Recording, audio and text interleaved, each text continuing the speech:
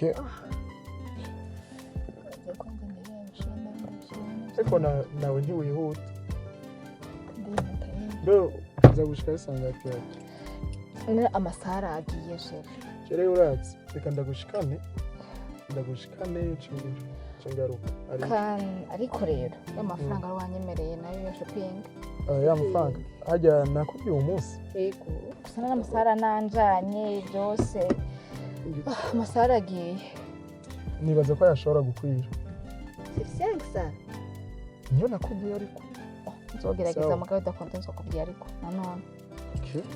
We ntacyo uzombwira turacyari. Tugende n'amasara ancanye please.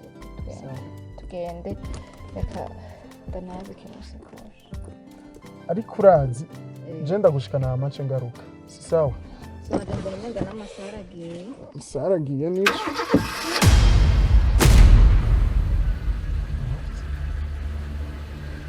Oh, it's fine.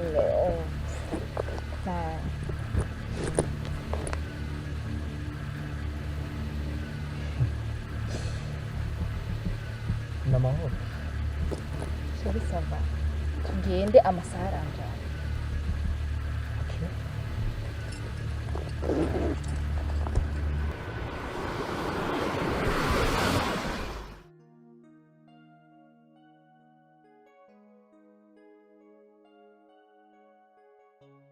Sheri, ni byinshi twavuganye ariko kandi nyamukuru icyo nari nifuza kukubwira.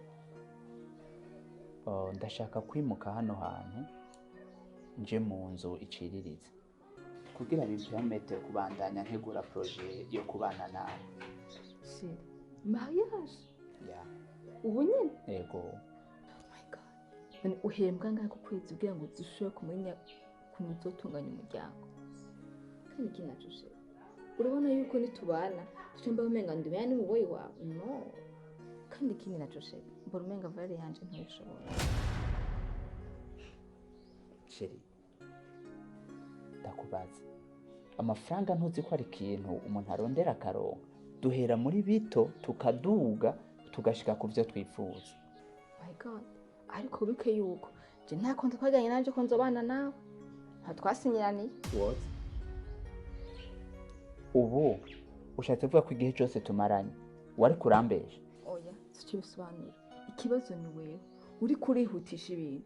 Ndaba icyambere ugiye kwimuka. Je nta mafaranga ufise. Nta mafaranga hari. Ushaka tubane gute? Please. Ariko Sheri. Nakubwiye ko amafaranga ari ikintu umuntu arondera akaronka. Ego ndavyumva, mugari ndi ibintu bikenewe. Nivyo bikenewe ntitubifise. Ivya kugiye kwimuka cyambe nambe kirekana ko utabihari.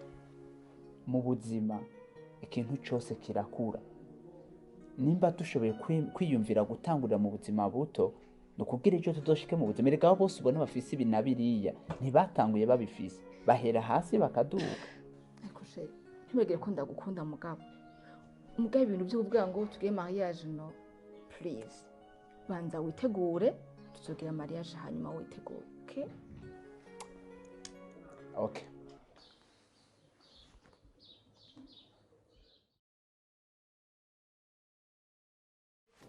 Sheri. Yes, baby. Sava. Sava. Ewe kuva wandamukije. Uzi n'ikindi? Ndapapa sola twawe na mugenzi wawe muri Mugenzi wanje wa. Uretse kwaza benshi nani? Sindamwibuka izina je ndabona amasaje ko nyene. John. Sinzi ngene yitwa izina kiyoje ntajyo nzi mai. Ntajyo nzi. Niwe mwahurira? Sindabaza amazina. Hama. Sheri. None kumbona byose ari bon. Mafaranga mbona ari sawa byose ni sawa mugabo ariko habuze iki tugiye mariage. Mbona en tout cas byose ari sawa. Okay. Ya, ibintu byose ni bon. Ugomba mariage.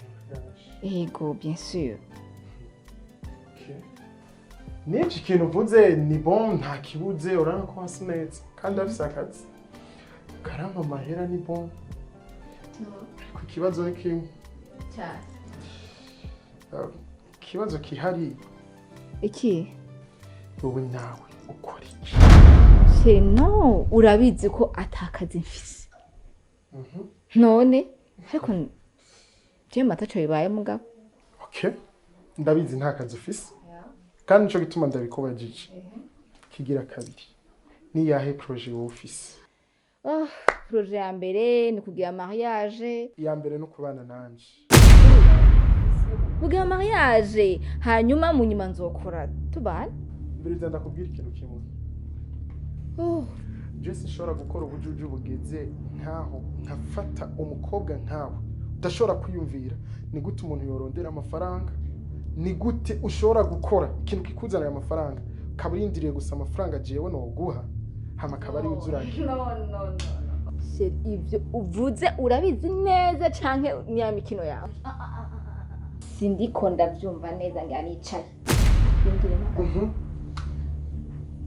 what do you say reka ndagusubiriremo hakono twara umukobwa nka wewe atabwe ngufise bwo gufata n'ijana ngura ivyazemo igihumbi nkazana kazino nkawe nopfuma ntwara umukobwa aciriritse azi kurondera amafaranga ijana rivyazamo igihumbi ushatse kuvuga mu ijambo rimwe apana gucajya hino ngurumva sobanura ubona yuko amafaranga wompa cyo yakoze yakoze iki nta mugambi ufise wo gukora nta kintu na kimwe ushobora kwiyumvira nta n'akazi ubona wokora no kuvuga gusa ndagoye ndabesha akona agasuzuguro muke ubwo waravye ino nzu yawe ubwo waravye byose warakoze icyo bibaza ko neza na neza n'agasuzuguro kawe n'ukunda ukuntu umeze niyo mundi tugezemwo sishobora kukuzana ubwo mumira ivyo ndaguha ndakuzana kugira ngo nawe dufashanye niho tugeze no ndakuzanye wowe ufashe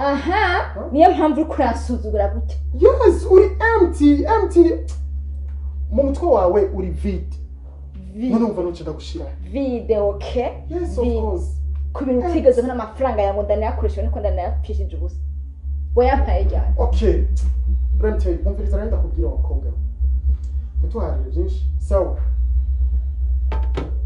na projet za mariage kwanza manzo zihotse sawa cyakurikira iki igikurikira urakizi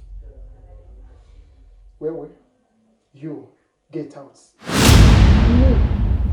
out me hari undi ubona imbere yanjye nawe turiko turavugana ngasi ndiko ndabitabura neza pete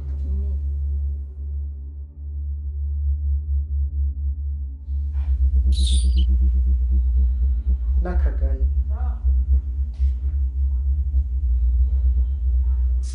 mushenzi tu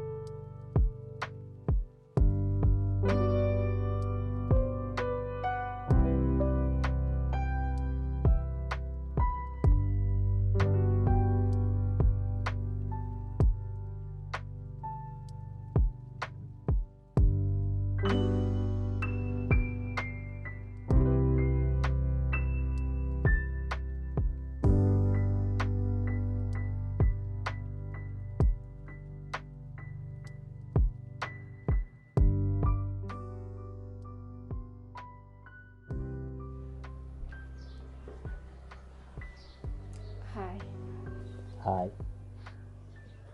Nashaka tuvugana. Je nawe. Yeah. Tuvugana. Urafise ico tuvugana? Please, ndashaka tuvugane about imwe byacage.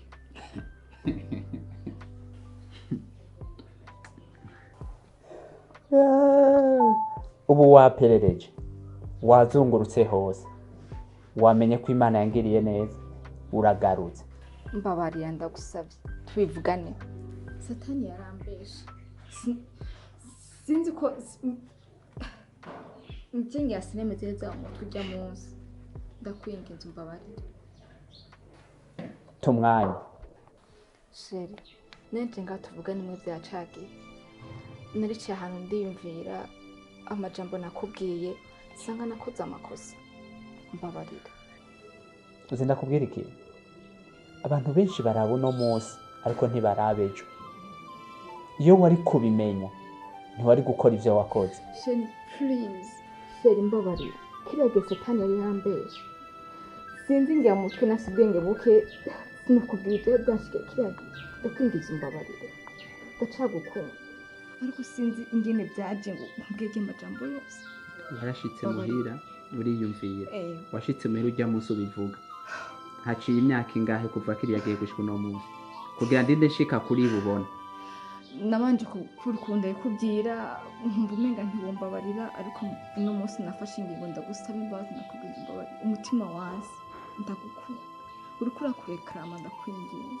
ati nakubwira ikintu abantu mubona uno munsi ariko ntimubona ejo.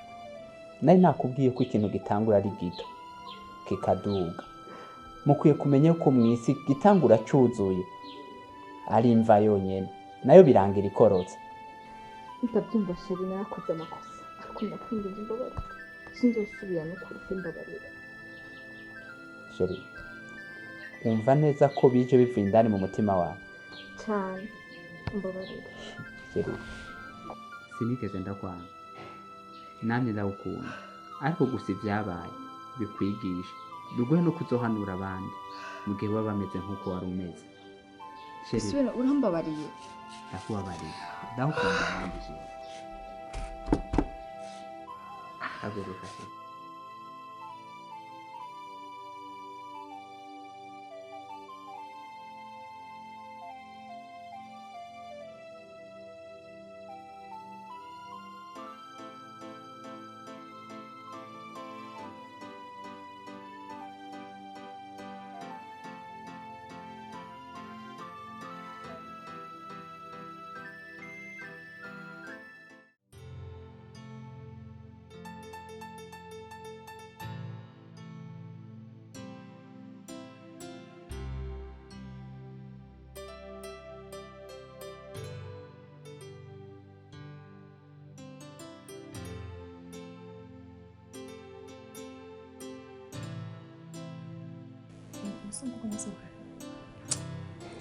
ibintu byihuse nziko ndabonaje ndabona n'agafoto twenze ya ni bon ni nziza pa ndakubaza ko nari kumusohokana so mwagira mariage kesi ubirize ndakubwira si igihe cyose umuntu abana n'uwo akunda ariko hari igihe biba ngombwa kubana n'uwo bishoboka ko ukunda. ushatse kuvuga okay ikibazo cyiza cyane nshatse kukubwira yuko hari igihe ushobora gusanga wakunze umuntu muga ingeso ziwe n'imyitwariro yiwe ugasanga ntibikwemerera ko mubana ugahitamo kubana n'umwe ubona ko bikunda ko mubana kubera ingeso ziwe cyangwa uko ameze ushobora kubona bihuye n'ibyo wifuza. okay bari amahitamo yawe ariko ni bon ni bon nenda kubisa nenda kuzana amakuru mashasha